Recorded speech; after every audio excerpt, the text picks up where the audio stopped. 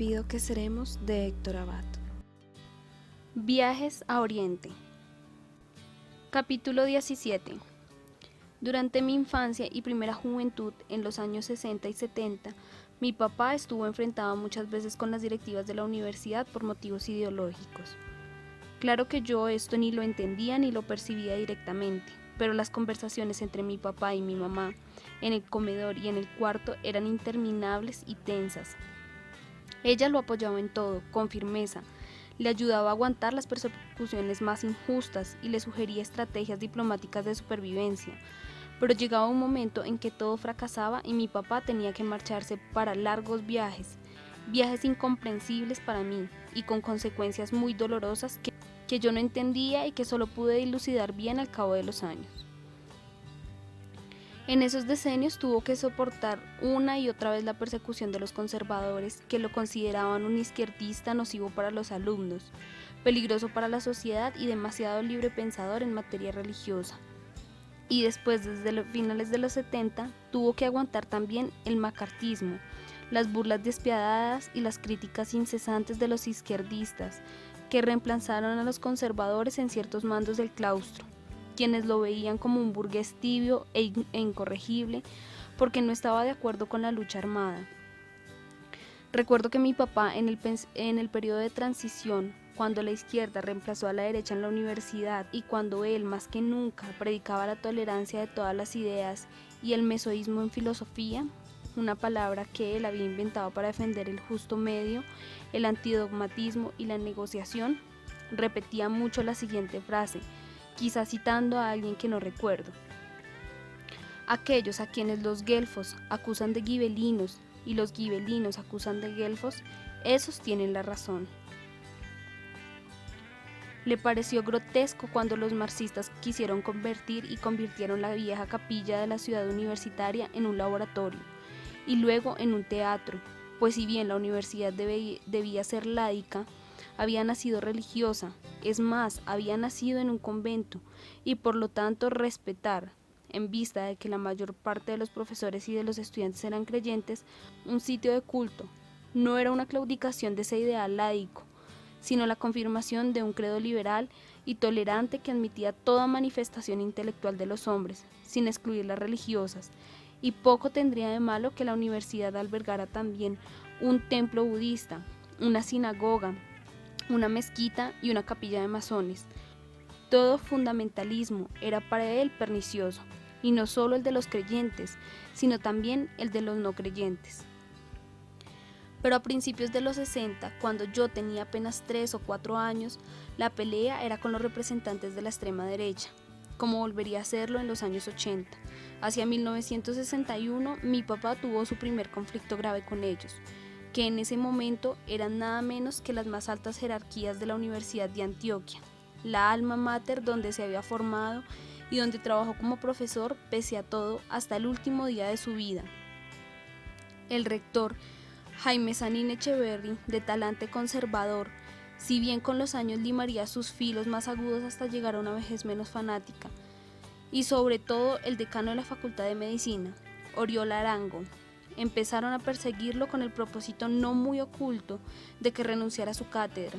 En algún momento hubo un paro de maestros públicos y mi papá apoyó la huelga con artículos e intervenciones en la radio y en la plaza. A raíz de este apoyo recibió una carta del decano, el doctor Arango, en la que lo regañaba así: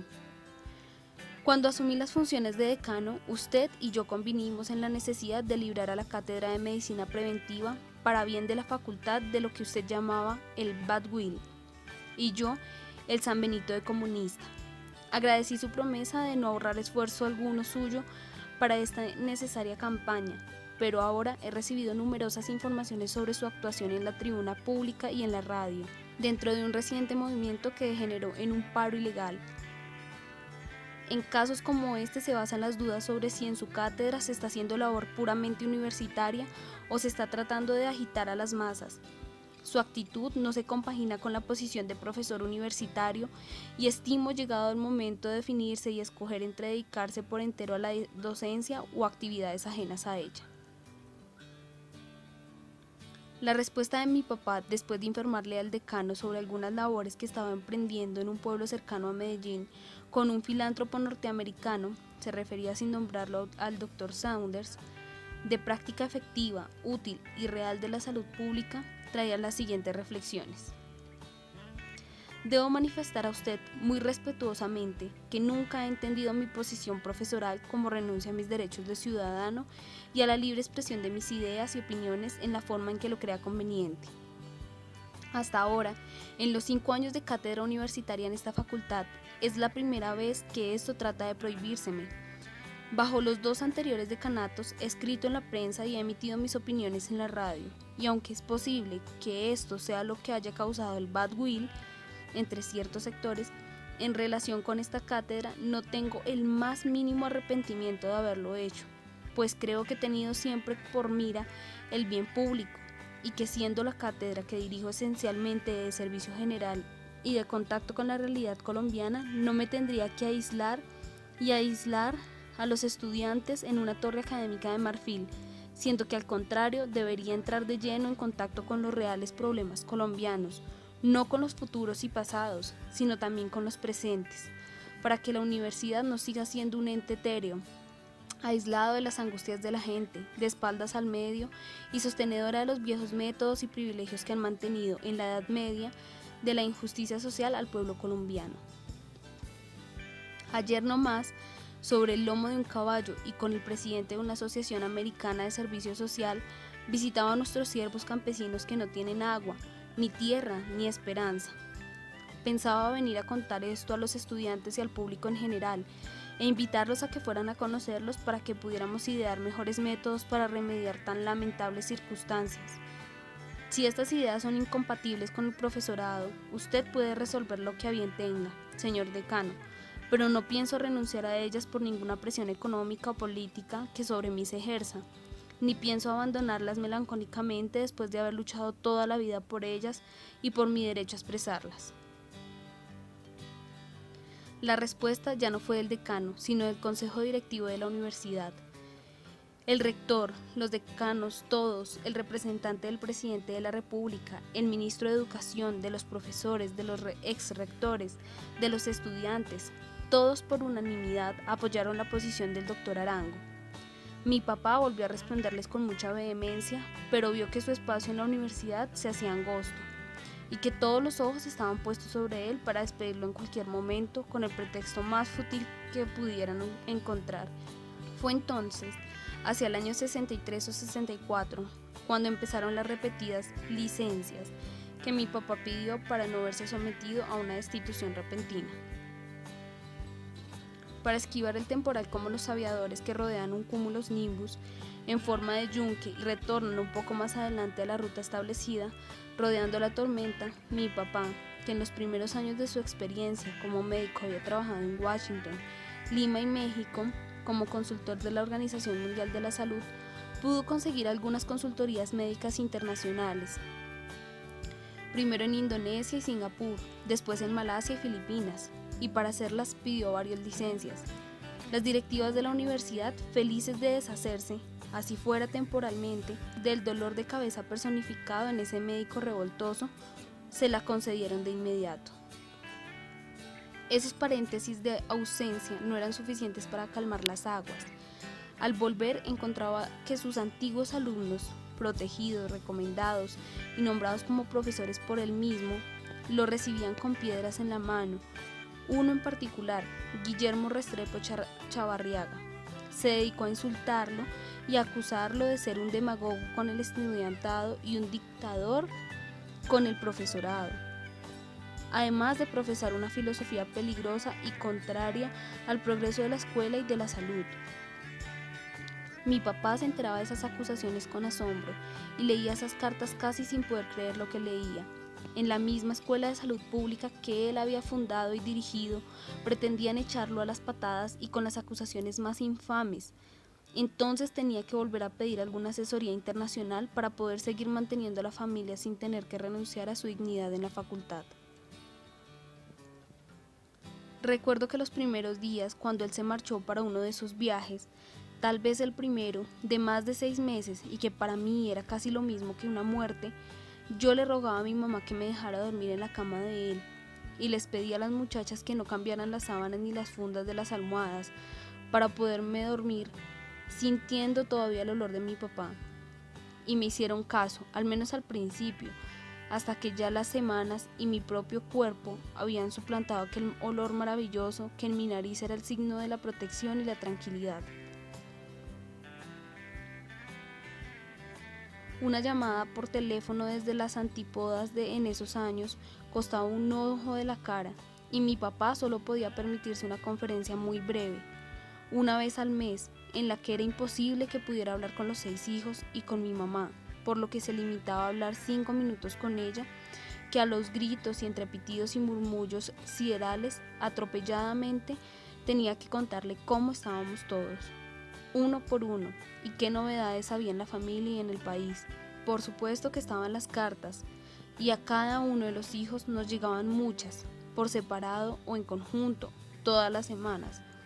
También nosotros le escribíamos, y en el archivo de la casa todavía están algunas de sus respuestas, siempre amorosas y tiernas, llenas de reflexiones y consejos para cada uno de nosotros, con el dolor de la lejanía, atemperado por el recuerdo y la constancia de los mejores sentimientos. Yo, de regreso a la desolación de mi cama y de mi cuarto, metía sus postales y sus cartas debajo del colchón, y esas líneas de letras que me traían desde Asia la voz de mi papá eran mi compañía nocturna y el soporte secreto de mi sueño. Por algunas de esas cartas que conservo todavía y por el recuerdo de los cientos y cientos de conversaciones que tuve con él, yo llegaba a darme cuenta de que no es que uno nazca bueno, sino que si alguien tolera y dirige nuestra innata mezquindad, es posible conducirla por cauces que no sean dañinos, o incluso cambiarle el sentido. No es que a uno le enseñen a vengarse, pues nacemos con sentimientos vengativos, sino que le enseñan a no vengarse.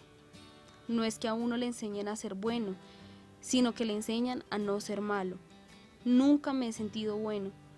pero sí me he dado cuenta de que muchas veces, gracias a la benéfica influencia de mi papá, he podido ser un malo que no ejerce, un cobarde que se sobrepone con esfuerzo a su cobardía y un avaro que domina su avaricia. Y lo más importante, si hay algo de felicidad en mi vida, si tengo una madurez, si casi siempre me comporto de una manera decente y más o menos normal, si no soy antisocial y he soportado atentados y penas y todavía sigo siendo pacífico, creo que fue simplemente porque mi papá me quiso tal como era, un atado amorfo de sentimientos buenos y malos, la mejor parte. Y me mostró el camino para sacar de esa mala índole humana que quizás todos compartimos la mejor parte. Y aunque muchas veces no lo consiga, es por el recuerdo de él que casi siempre intento ser menos malo de lo que mis naturales inclinaciones me indican. Capítulo 18. El problema era que cuando él se ausentaba durante meses, yo caía indefenso en el oscuro catolicismo de la familia de mi mamá. Me tocaba ir muchas tardes a la casa de la abuelita Victoria, que se llamaba así porque había venido al mundo después de una sarta de 6 hermanos en Bucaramanga, y cuando al fin había nacido el 7º y último hijo, una mujer, mi bisabuelo José Joaquín, profesor de castellano y autor de crónicas amenas, había gritado: ¡al fin, Victoria! Y Victoria se quedó la niña. Mi abuela tenía, pues, un montón de varones devotos por delante, entre sus hermanos, y acabó siendo la hermana del arzobispo Joaquín y la hermana de Monseñor Luis García, y la hermana de Jesús García, que se había casado, pero en últimas era más sacerdote que los 2 anteriores, pues oía 3 misas diarias, como si fueran cines, matinal, vespertina y noche. Y después de enviudar había dedicado su vida a la devoción y a recordarle a todo el mundo, pues nadie se acordaba que él había sido ministro de correos y telégrafos durante el gobierno de Abadía Méndez, hasta la desastrosa llegada al poder de los liberales, masones y radicales. Y la hermana de Alberto, cónsul en La Habana, un poco más vividor que sus hermanos, quizá el menos mamasantos de la familia. Y la tía de Joaquín García Ordóñez, obispo de Santa Rosa de Osos, y la tía además de los 2 curas rebeldes que ya he mencionado. René García y Luis Alejandro Currea. Fuera de esta parentela devota y masculina, para completar el cuadro de su entorno católico hasta el tuétano, sus confesores y amigos íntimos eran Monseñor Uribe, que llegaría a ser obispo de Río Negro, y el más famoso exorcista de Colombia, el padre Lisandro Franchi, párroco de Aracataca, y el padre Tisnes, historiador de la academia, y gracias a todos estos anexos levíticos era además la anfitriona del costurero del apostolado, un grupo de mujeres que se dedicaba todas las tardes de los miércoles, de 2 a 6, a coser sin sosiego los ornamentos de los curas de la ciudad, gratis para los pobres y caros para los ricos, y cosían, tejían y bordaban albas, cíngulos, estolas, casullas, amitos para cubrir la espalda, purificadores para el altar, palías para pulir el copón y roquetes para los seminaristas y los monaguillos. La casa de mi abuela en la carrera Villa con la calle Bombona olía a incienso como las catedrales y estaba llena de estatuas e imágenes de santos por todas partes, como un templo pagano de diversas devociones y especialidades. El Sagrado Corazón de Jesús con la víscera expuesta, Santa Ana enseñándole a leer a la Santísima Virgen, San Antonio de Padua con su lengua incorrupta predicando a los pájaros, San Martín de Porres protegiendo a los negros, el santo cura de Ars en su lecho de muerte, además de unas fotos inmensas del difunto señor arzobispo, con sus lentes de ciego que no dejaban verle los ojos, desperdigadas por las paredes del comedor y de los corredores oscuros y largos. Había también capilla y oratorio, donde tío Luis estaba autorizado a decir misa, y varias cartas enmarcadas en la minilla de oro porque traían la firma del cardenal Pacelli, y luego de su santidad Pío XII, nombre que tomó el mismo cardenal, amigo de tío Joaquín, cuando el Espíritu Santo lo hizo nombrar papa poco antes de la Segunda Guerra Mundial, para desgracia de los judíos y vergüenza de la cristiandad, y entre tantos objetos y devociones e imágenes sagradas se respiraba un permanente olor a sacristía, a cirio encendido, a terror del pecado y a chismes de convento. Al caer la tarde alrededor de la abuela nos sentábamos todos en el oratorio, mis hermanas y yo, y empezaban a brotar mujeres de todos los rincones de la casa, mujeres parientes y mujeres del servicio y mujeres del vecindario, mujeres siempre vestidas de negro o de café oscuro, como cucarachas, con cachirula en la cabeza y rosario de cuentas en la mano. La ceremonia del rosario la presidía tío Luis con su sotana vieja y brillante, manchada de ceniza, abrumada de plancha, y sus manos estragadas de leproso con su tonsura en la coronilla blanca, y su estampa de gigante, risueño y furibundo al mismo tiempo, escandalizado y desolado por los rutinarios pecados y los irremediables pecadores que cada tarde tenía que absolver en el confesionario de su apartamento. Esperaba paciente, fumándose un cigarrillo tras otro y chamuscándose los dedos, repitiendo una y otra vez su vieja cantinera desesperado. «Ah, ¿cuándo llegaremos al cielo?», mientras acababan de llegar las mujeres de adentro y las de afuera.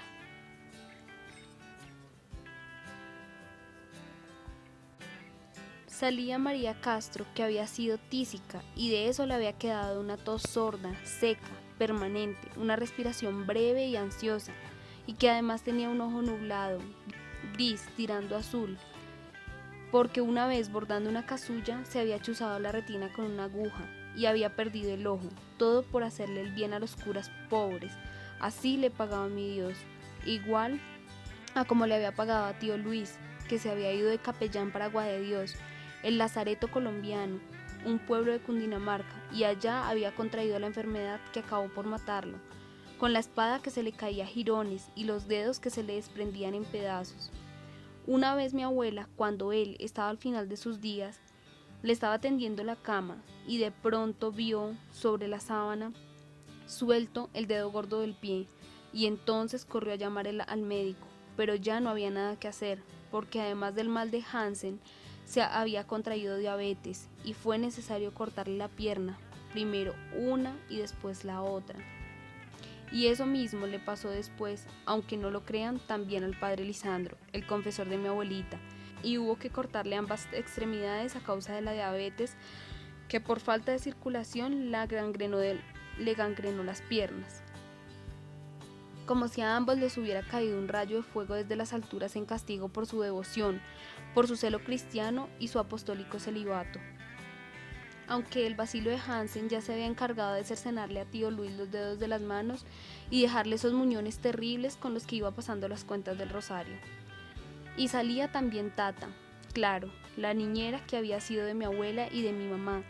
que vivía 6 meses en mi casa y 6 meses en la casa de mi abuelita, quien, como ya he dicho, era sorda del todo y rezaba el rosario a su propio ritmo, pues cuando nosotros decíamos Santa María, Madre de Dios, ruega por nosotros pecadores, ahora y en la hora de nuestra muerte, amén, ella, sin ritmo ni concierto, al mismo tiempo entonaba: Dios te salve María, llena eres de gracia, bendita tú eres entre las mujeres y bendito sea el fruto de tu vientre. También a Tata después le sucedió algo terrible, pues el mejor cirujano de Medellín, el doctor Alberto Llano, oftalmólogo, la operó de cataratas y mi mamá la cuidaba. No podía moverse de la cama ni levantar la cabeza. Mi mamá la lavaba con una toallita para que no se moviera. 2 meses de quietud absoluta, porque en ese tiempo la operación se hacía con bisturí y no con láser, y la herida era grande. Pero una mañana mi mamá le estaba ayudando a cambiarse la pijama, y Tata levantó la cabeza. Cuando la levantó, mi mamá vio que el ojo se le vaciaba. De la cuenta empezó a chorrear una materia gelatinosa, como un huevo crudo roto, y así mi mamá quedó también con el ojo de Tata en la mano, como antes mi abuela con el dedo gordo de tío Luis gangrenado. Una gelatina que olía podrido, y Tata quedó ciega para siempre, al menos por ese ojo, y por el otro ya no veía nada, solo luces y sombras o cosas muy grandes, bultos, pero ya no se atrevía a operarse de las cataratas del otro ojo, y para comunicarse con ella, mi mamá compró un tablero como los del colegio y tizas, y para decirle algo se lo tenía que escribir en el tablero con letras inmensas, porque ella no oía y solo veía bultos grandes como casas y rezaba sin parar, porque esas eran cosas que mi Dios nos mandaba para probarnos o para hacernos pagar aquí en la tierra anticipadamente algunos de los tormentos del purgatorio, tan necesarios para limpiar el alma antes de poderse hacer merecedora del cielo. Y también asistía al mono Jack, que de fumar y rezar le había dado un cáncer de garganta y le habían sacado la laringe, por lo que no tenía voz o hablaba muy raro, como con unos gargarismos que le salían del estómago, y a mis hermanas y a mí nos habían dicho que respiraba por la espalda, como las ballenas, pues le habían hecho un hueco que se comunicaba directo con los pulmones, y entonces al mono Jack, que también rezaba el rosario con nosotros, no se le oía la voz, sino como un borborigmo ganganoso, atorado en la garganta que ya no tenía, y que por eso se cubría con una pañoletica de seda doblada muy elegantemente, y mis hermanas y yo le mirábamos con terror concentrado la parte de atrás de la camisa, para comprobar que ahí, en la mitad de la espalda, se le abultaba con los resoplidos de cada respiración y se le encogía cada vez que tomaba aire, como si fuera un delfín con la nariz en la mitad del lomo. El mono Jack tenía un solar donde crecían las mejores guayabas de la ciudad, inmensas, y a veces me invitaba a que yo me subiera a los árboles y bajara las guayabas, para que en mi casa o en la casa de mi tía Mona hicieran bocadillos de guayaba y dulces de cocas de guayaba y cernido de guayaba y mermelada de guayaba y jugo de guayaba, y lo que más me impresionaba en la casa del mono Jack era que se mantenía con un pito de árbitro de fútbol colgado del cuello con una cadenita, y cuando quería llamar a su mujer cogía el pito y daba un pitazo durísimo, y la esposa le contestaba desde adentro: «Ya voy, mono, ya voy». Y lo que yo no entendía era por qué no se ponía el pito en la espalda donde tenía el hueco para respirar y por donde le debía salir un surtidor de aire igual al surtidor de agua que le salen a las ballenas jorobadas. Esos rosarios eran espantosos, como una procesión de feligreses estragados, como una corte de los milagros, como una escena de película de Semana Santa, cuando los enfermos y los lisiados, los ciegos y los leprosos se acercaban a Cristo para que los sanara, pues venía también la adúltera, la pecadora, una lejana pariente, una mujer desgraciada y sin nombre, perdida para siempre, pues había abandonado a su esposo y a sus hijos, y se había fugado a una finca con otro, una finca ganadera por Montería, hasta que ese otro, el concubino, la había repudiado a ella, y entonces ya se quedó sin nada, se quedó sin el pan y sin el queso, decían las mujeres, y había vuelto, pero ya nadie la había recibido, y lo único que podía hacer era rezar y rezar rosarios toda la vida, a ver si algún día mi Dios se apiadaba de ella y le perdonaba el acto abominable que había tenido el descaro de cometer. Pero la trataban mal, tenía que sentarse atrás, muy atrás, confundida con las muchachas del servicio, con la cabeza gacha, demostrando humildad, y las demás mujeres a duras penas la miraban. La saludaban de lejos con un movimiento de cejas, sin invitarla jamás al costurero del apostolado, como si temieran que el pecado que ella había cometido, el adulterio, pudiera ser contagioso, más contagioso que la lepra, la gripa y la tuberculosis. Y también estaba Rosario, que hacía obleas y mojicones, y Martina, la planchadora, que olía engrudo, y la hija de Martina, la planchadora, que tenía un retardo mental y labio leporino, María Elena, que había tenido 3 hijos en la calle, de 3 tipos distintos, porque a los machos remachos no les importa si se acuestan con un genio o con una imbécil, siempre lo quieren meter, basta que sea un hueco aromático y caliente. Y Martina, la planchadora, harta de las desapariciones de María Elena, con sus machos arrechos, había cogido a los niños y se los había dado en adopción a unos canadienses, pues pensaba que María Elena ya volvería preñada de nuevo. ¿Y para qué tantos nietos? Pero no había sido así, y ahora a los hijos y nietos solo los veía en postales los diciembres, pues les llegaban fotografías de los niños en Navidad, unos niños canadienses rodeados de nieve y de bienestar, unos niños ajenos que se habían blanqueado con el frío y cuyos padres mandaban postales sin dirección del remitente. Merry Christmas.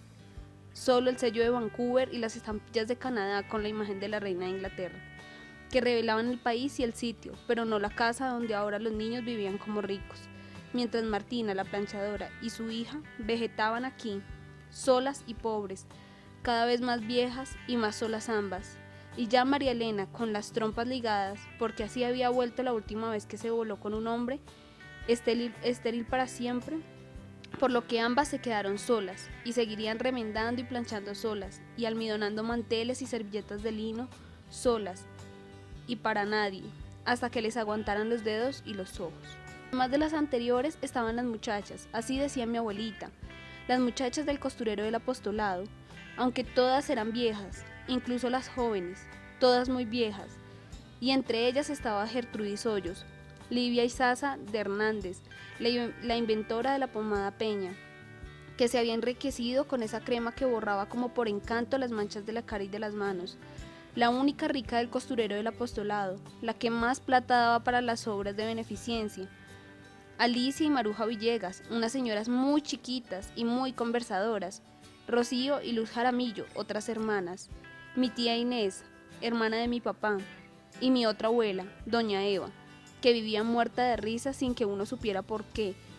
Y Salía de Hernández, la cortadora, y Margarita Fernández de Mira, la mamá del psiquiatra, y Eugenia Fernández y Martina Marulanda, que vivían por ahí, la hermana del padre Marulanda, y más mujeres que venían a la casa de mi abuela a coser y a contar chismes y a rezar el rosario con tío Luis, con Monseñor García, mi pobre tío enfermo de lepra, al que todo el mundo le sacaba el cuerpo, aunque nadie nunca jamás dijera la palabra ni mencionara esta enfermedad, ni mi mamá, ni mi abuelita, ni las muchachas del servicio, ni las muchachas viejas del costurero del apostolado, ni nadie, solamente se decía la prueba o la pena, la prueba y la pena que mi Dios le habían enviado a la familia por rezarle tantos rosarios, comulgar tantas veces, confesarse cada semana y decirle misas y misas y más misas implorando sus milagros, que nunca llegaron, y su misericordia, que vino siempre vestida de dolores, tragedias y desgracias. Mi mamá no iba nunca a esos costureros y muy pocas veces a los rosarios, porque ella trabajaba y era una mujer práctica, de pocas amigas, que detestaba el chismorreo perpetuo de los costureros y el olor a cura y a sacristía permanente, que era el olor de su infancia, pero nos descargaba a nosotros allá, a mis hermanas y a mí, para que nos cuidaran, pero en realidad para que viéramos eso, para que fuéramos buenos, decía, pero más bien, creo yo, para que tuviéramos una pruebita de su infancia, sin decírnoslo, y para que rezáramos por ahí derecho el rosario con ese montón de viejas, para que palpáramos cómo había sido su niñez de huérfana en esa casa que destilaba catolicismo, rezos, beatas, mujeres santas y mujeres pecadoras, deformidades humanas, tragedias públicas y secretas, enfermedades vergonzosas. En esa casa de devociones que Dios había escogido para descargarle, como a cualquier otra casa, como a todas las casas de esta tierra, los rayos de su ira representados en una buena dosis de miseria, de muertes absurdas, de dolores y enfermedades incurables. Capítulo 19. Sí, cuando mi papá, expulsado temporalmente por el clima político adverso de la universidad, se iba para sus licencias de meses en Yakarta, en Manila, en Kuala Lumpur y también años más tarde en Los Ángeles, donde lo invitaba el profesor Milton Roemer a dar cursos de salud pública en la Universidad de California, y después mi papá se aparecía en la casa con sus alumnos de allá, Alan y Terry y Kit y otros que ya no recuerdo, y a mí me tocaba dormir con esos gringos rubios e inmensos en el cuarto, estudiantes de medicina que venían a ver las miserias del trópico sin hablar ni una palabra de inglés, o con mi única frase breve como un verso, it stings, it stings, it stings, que a veces resultaba muy cierta, pues me tocó que ellos fueran a vomitar al sanitario de mi cuarto, enfermos de asco varias veces, cuando por casualidad en el almuerzo mi mamá tenía la estupenda idea de servirles el gran manjar de una lengua bovina entera, estofada, inmensa y roja, babosa, con la receta de doña Jesucita, expuesta de cuerpo presente en una bandeja de plata, como la cabeza de San Juan Bautista o de Holofernes. Cuando mi papá se iba para todos esos sitios durante meses, yo quedaba a merced del mujererío enfermo de catolicismo de mi casa, lo cual quería decir también a merced de mi abuelita Victoria, que era dulce y alegre, sobre todo con mis hermanas, porque con ellas hablaba de amores y de novios. ¿Quién lo niega? Al menos cuando no estaba rezando. Pero yo en general llegaba después del colegio por la tarde, a la hora del recogimiento y al Santo Rosario, con tío Luis, y esto para mí era el infierno sobre la tierra, por mucho que varias veces nos dijera, al principio, que los misterios que vamos a contemplar hoy son los gozosos, y entre los gozosos estaban la visita a su prima Santa Isabel y también la pérdida de hallazgo del niño en el templo, como me sentía yo, un niño perdido en ese templo de la casa de mi abuela, sin un padre que me viniera a rescatar. Y otros días dizque contemplábamos los misterios gloriosos, entre los que estaban el tránsito de María de esta vida terrenal a la eterna y la resurrección de nuestro Señor Jesucristo. Pero los misterios que mejor recuerdo que contemplábamos y los que más se parecían a lo que yo sentía eran los dolorosos, los 5000 y más azotes, la cruz pesada que pusieron en sus delicados hombros, la corona de espina, la oración en el huerto, la ofrendosa muerte de la cruz. Y no habíamos acabado de contemplar esas torturas romanas cuando empezaban las eternas letanías de Loreto a la Santísima Virgen que se decían al final, en latín, tal vez la primera lengua extraña que yo oí, la lengua del imperio y del rito. Una sedante y rítmica cantinela interminable que sonaba así: Sancta María, ora pro nobis, Mater Purissima, ora pro nobis, Mater Castissima, ora pro nobis, Mater Inviolata, ora pro nobis, Mater Intemerata, ora pro nobis, Mater Amabilis, ora pro nobis, Mater Admirabilis, ora pro nobis, Virgo Prudentissima, ora pro nobis, Virgo Veneranda, ora pro nobis, Virgo Predicanda, ora pro nobis, Virgo Potens, ora pro nobis, ora pro nobis, Turris Davidica, ora pro nobis, Turris Eburnea, ora pro nobis, Causa Nostra Laetitia, ora pro nobis, y más epítetos, muchos más títulos y súplicas, con un ritmo insistente que parecía darles cierta tranquilidad a todas las mujeres presentes, sobre todo a las del servicio, que al fin podían descansar de hacer oficio, estarse un rato quietas, hundidas en sus propias ensoñaciones, mientras repetían esa frase para ellas sin sentido alguno: ora pro nobis, ora pro nobis, ora pro nobis. La misma repetición incesante que a mí me producía una reacción que, dependiendo de los días, podía ser de risa, de angustia, de sueño, de pereza sin límites, nunca de elevación espiritual, y casi siempre de irremediable y definitivo aburrimiento. Recuerdo cuando mi papá volvía después de lo que para mí eran viajes de años a Indonesia o a Filipinas. Después supe que en total habrían sido 15 o 20 meses de orfandad repartida en varias etapas. La honda sensación que tenía en el aeropuerto antes de volverlo a ver era una sensación de miedo mezclada con euforia. Era como la agitación que se siente antes de ver el mar cuando uno huele en el aire que está cerca y hasta oye los rugidos de las olas a lo lejos, pero no lo vislumbra todavía, solo lo intuye, lo presiente y lo imagina. Me veo en el balcón del aeropuerto La Yarrera, una gran terraza con mirador sobre la pista, mis rodillas metidas entre los barrotes, mis brazos casi tocando las alas de los aviones y el anuncio de los altoparlantes. Avión HK-2142 proveniente de Panamá, próximo a aterrizar, y el rugido lejano de los motores, la vista del aluminio iluminado que se acercaba entre destellos solares, denso, pesado, majestuoso, por un costado del cerro Notibara, rozando la cima con una cercanía de tragedia y de vértigo. Al fin aterrizaba el superconstelación que traía mi papá, ballena formidable que se llevaba toda la pista para al fin frenar en los últimos metros, y lentamente giraba y se acercaba a la plataforma, lento como un transatlántico a punto de atrancar. Demasiado despacio para mis ansias, yo tenía que brincar en el sitio para contenerlos. Apagaba sus 4 motores de hélice que casi no dejaban de girar, las aspas invisibles formando una niebla de aire licuado, y hasta que no paraban no se abría la puerta, mientras los peones empujaban y ajustaban la escalerilla blanca con letras azules. La respiración se agitaba, mis hermanas estaban todas vestidas de fiesta, con falditas de encaje, y empezaban a asomarse cuerpos que salían en fila del vientre del avión, por la puerta de adelante. Ese no es, ese no es, ese no es, ese tampoco, hasta que al fin, en lo más alto de la escalerilla, aparecía él, inconfundible, con su traje oscuro, de corbata, con su calva brillante, sus gafas gruesas de marco cuadrado y su mirada feliz, saludándonos con la mano desde lejos, sonriendo desde lo alto, un héroe para nosotros. El papá que volvía de una misión en lo más hondo de Asia, cargado de regalos, perlas y sedas chinas, pequeñas esculturas de marfil y de ébano, baúles de teca cargados de manteles y cubiertos, bailarinas de balí, abanicos de pavo real, telas indias con espejitos y conchas marinas, pastillas de sahumerios, de carcajadas, de historias, de alegría, a rescatarme de ese mundo sórdido de rosarios, enfermedades, pecados, faldas y sotanas, de rezos, espíritus, fantasmas y superstición. Creo que pocas veces yo he sentido, ni volvería a sentir un descanso y una felicidad igual,